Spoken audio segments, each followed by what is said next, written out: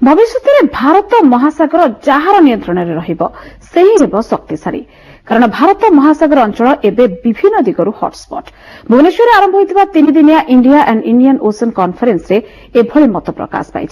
भारत सरकार वैदेशिक व्यापार विभाग समेत 8टी मंत्रालय सहायता 20टी तटवर्ती देश यह आंतर्जातिक सम्मेलन में जोग देइछन्ति। ए सम्मेलन में वाणिज्य सामुद्रिक सुरक्षा और सभ्यतागत संबंध को नहीं जोरदार आलोचना तेणु भारत पर बेस गुरुत्व बहन करिछि एही सम्मेलन।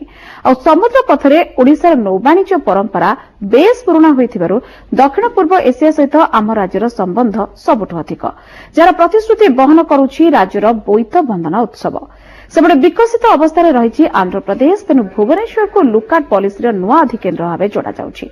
और भारत महासागर उपरे चीन मिलियन मिलियन डॉलर इन्वेस्ट रखा सम्मेलन खोराक जगाइब बोली सभ्यंकर आशा। यह सम्मेलन को उद्घाटन करिसेंति केंद्र वैदेशिक व्यापार मंत्री सुषमा स्वराज और केंद्र पेट्रोलियम मंत्री उपस्थित रही देश और राज्यर समृद्धि पड़ोशी सहित संपर्क रखा दिगरे गुरुत्व देइछन्ति।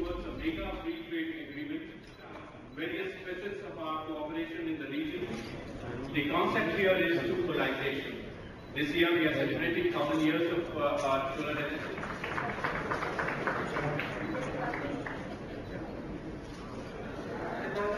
Shri Naveen Patnaik, Honorable Chief Minister of Odisha, Shri Dharmendra Pradhan. 2 days that we have to arrange for. आपण देखुछन्ति मेट्रो एक्सप्रेस समय छोटे ब्रेक पर भी खबर जारी रहबो।